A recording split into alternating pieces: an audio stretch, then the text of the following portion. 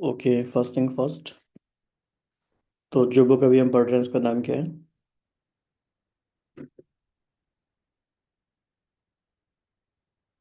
बोलते जाइए। Five types of wealth. Are you sure?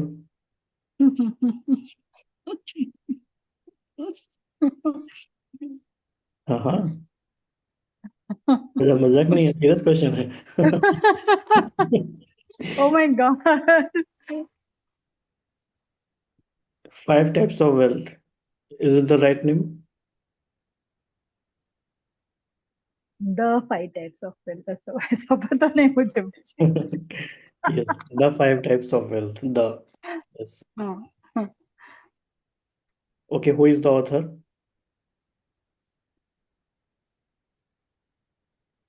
जो भी वीडियो ऑन कर सकते हैं तो अच्छी बात है, जस्ट फॉर फ्यू मिनट्स। फिर तो रीडिंग में जाएंगे, फिर आप ऑफ कर लेना। हाँ जी। Who is the author?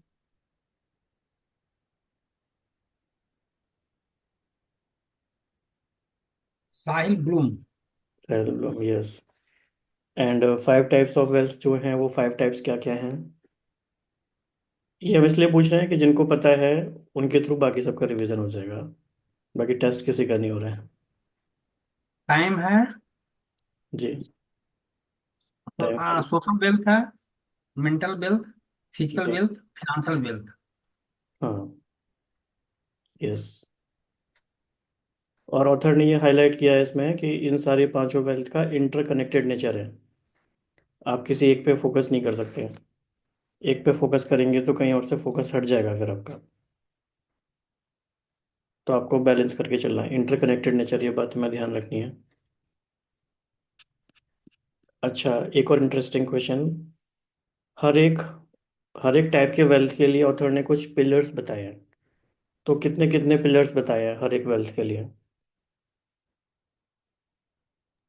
Three. Three. Yes. तो वन वेल्थ के लिए थ्री हो गए, तो फाइव के लिए कितने हो गए?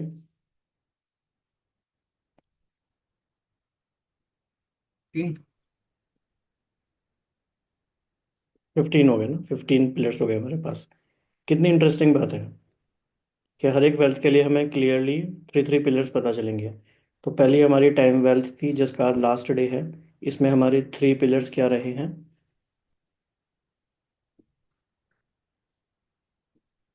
Awareness, जी। then attention, then control. AAC. A double AC. square C. हाँ. डबल एसी, जिनके घर में डबल एसी होता है वो कूल रहते हैं। तो आपके पास डबल एसी है? किस किस के पास डबल एसी है? तो अवेयरनेस है, अटेंशन है, और कंट्रोल है। तीन चीज़ें हमें टाइम के लिए चाहिए। तो कई बार क्या होता है कि हमें अवेयरनेस ही नहीं है कि हमारा टाइम कहाँ जा रहा है, क्या हो रहा है। और क्योंकि अवेयरनेस नहीं है तो हम अटेंशन को डायरेक्शन नहीं दे पाते। और डायरेक्शन नहीं है तो फिर कंट्रोल भी कैसे ही होगा, कहाँ होगा। तो ये अभी तक हमने इसलिए डिस्कस किया था कि हमें पता चले कि हम कहाँ पर हैं अभी। राइट। एक और अच्छी बात इस बुक में है कि ऑथर ने हर एक वेल्थ के लिए कुछ सिस्टम्स बताए हैं। मतलब सिर्फ ज्ञान की बातें नहीं है, लेकिन प्रैक्टिकल कुछ करने को है। तो टाइम वेल्थ के लिए कितने सिस्टम ऑथर ने बताए हैं? 12. 12। 12 में से कोई टू बता सकते हैं? एक आइजनहोवर मैट्रिक्स मुझे याद है. परफेक्ट। और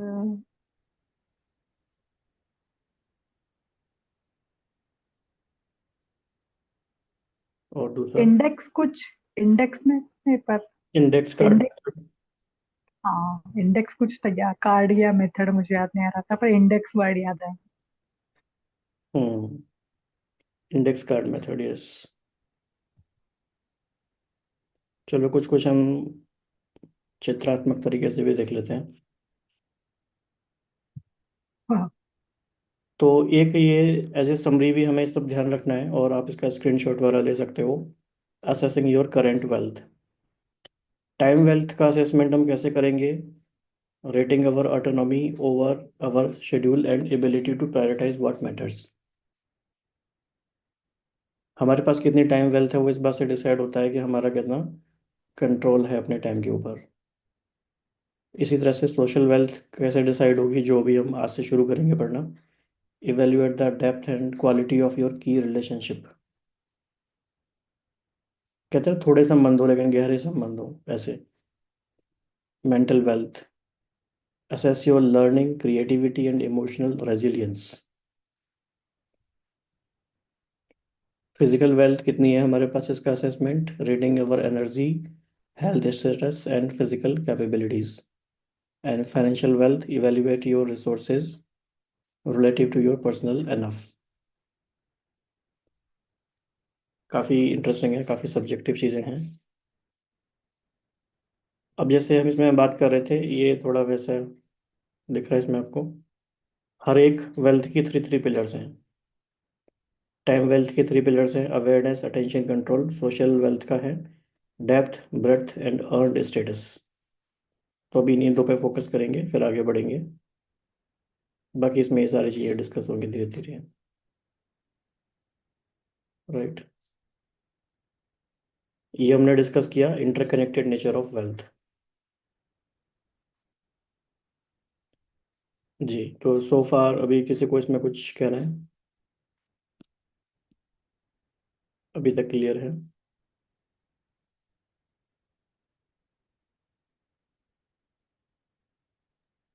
राहुल भाई, अगर इसको रीड करना है तो कुछ शेयर कर दीजिए इसका वो। इसका पीडीएफ शेयर किया हुआ है वैसे ग्रुप में, फिर मैं अगेन शेयर कर दूंगा। ओके भाई। बाकी मैं भी स्क्रीन पे श्योर से शेयर करता हूँ।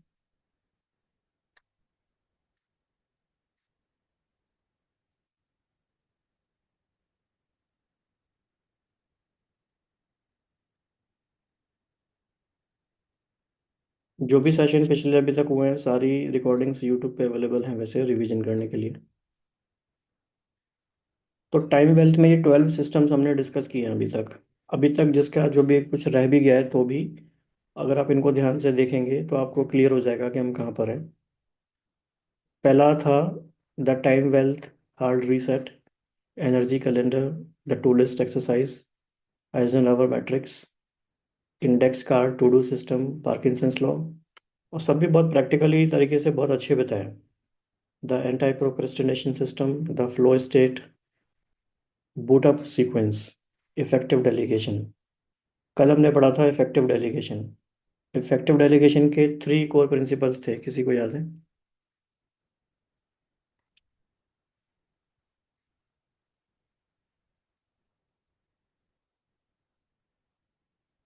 देखो याद तो होने चाहिए। किस किसने नोट करिए थे, नोट्स बनाए थे? इफेक्टिव डेलीगेशन के क्या प्रिंसिपल्स थे?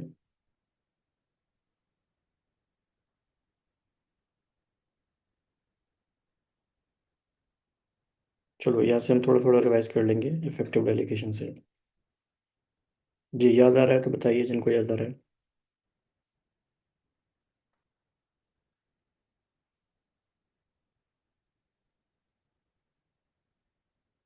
और हमने कल एक और बात की थी, थ्री थ्री टाइप्स के फोकस की बात करी थी। वो थ्री टाइप्स के फोकस क्या थे कल?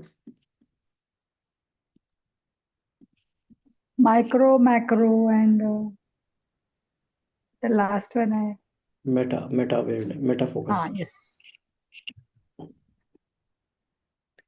तो जब भी हम कुछ पढ़ रहे हैं तो हमें ये जरूर ध्यान रखना है, ये मेटा फोकस या मेटा अवेयरनेस रहनी चाहिए कि ये हम क्यों पढ़ रहे हैं। तो डेलीगेशन के बारे में हम क्यों जान रहे हैं? So that we can create more time.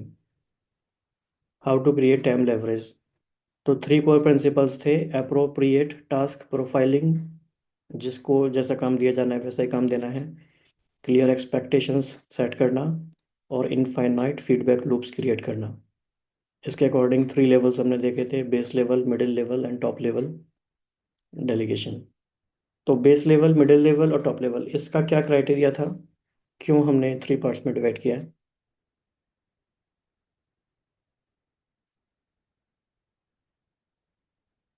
ये हमने इस बेसिस पे किया था कि हमने जिनको काम डेलीगेट करा है, हमें कितना सुपरविजन करना पड़ेगा उनको काम डेलीगेट करने के बाद भी। कितनी ऑटोनॉमी हम उस पर्सन को दे सकते हैं जिसको हमने काम डेलीगेट किया है। क्या माइक्रो मैनेजमेंट करना पड़ेगा तो बेस लेवल है, बीच में है तो मिडिल लेवल है, और ऑटोनॉमी काम दे के छोड़ दिया, भाई करो, 6 महीने ले लो, 3 महीने ले लो, आके बात करना, टॉप लेवल डेलीगेशन। फिर कल हमने देखा था आर्ट ऑफ नो। इसके लिए दो तरह के टेस्ट कल हमने देखे थे, द राइट नाउ टेस्ट, और दूसरा क्या था? तो जो क्वेश्चन पूछे जा रहे हैं ना, बेसिकली इसी तरह से ही नोट्स बनाने हैं। पहला था द राइट नाउ टेस्ट, दूसरा है the new opportunity test.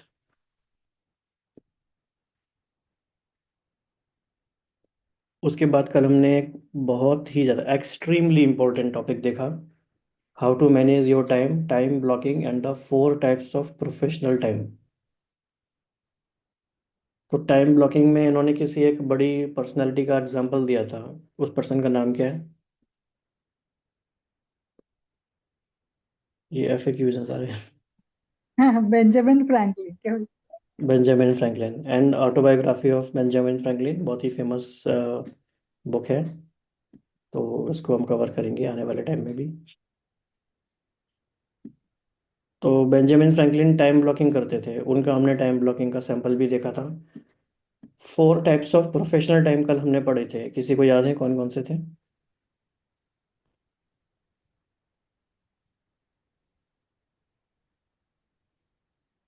Second word है टाइम, उससे पहले 4 कीवर्ड्स हैं, वो क्या है?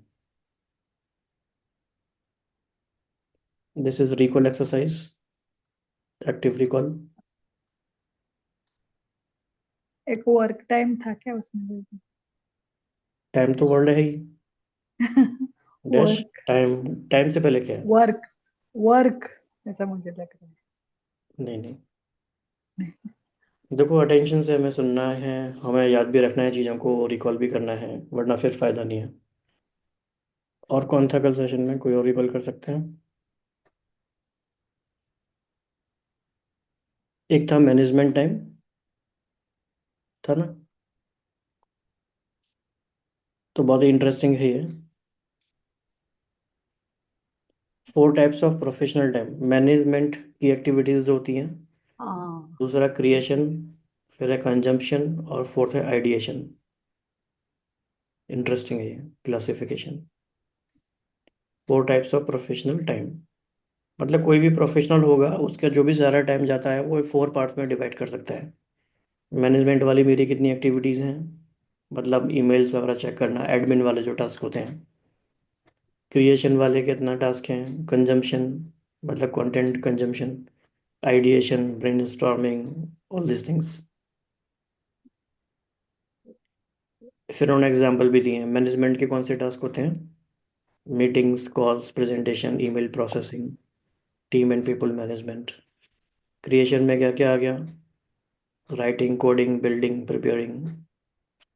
कंजम्पशन में reading, listening, studying, watching, podcast वगैरह। Ideation which is very important, brainstorming, journaling, walking, self reflection. तो इन्होंने कहा था कि पूरे हम इन टाइम ब्लॉक्स को अलग अलग कलर में भी डिवाइड कर सकते हैं। इन्होंने कलर दिए हैं लेकिन आप अपने चूज कर सकते हैं। मैनेजमेंट के लिए इन्होंने रेड कलर रखा है, क्रिएशन के लिए ग्रीन, कंजम्पशन के लिए ब्लू, आइडिएशन के लिए येलो। ये हमारे ऊपर डिपेंड करता है। और अगर हम ये फॉलो करते हैं ये सिस्टम, तो हमारा कैलेंडर कुछ इस तरह से दिखाई देगा।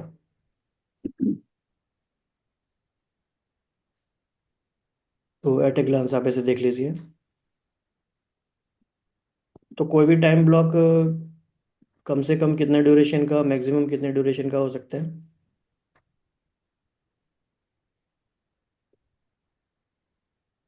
6 hours। जी, इन्होंने तो 2 या 3 घंटे का ही किया है। हाँ, लेकिन आपका क्या कहना है?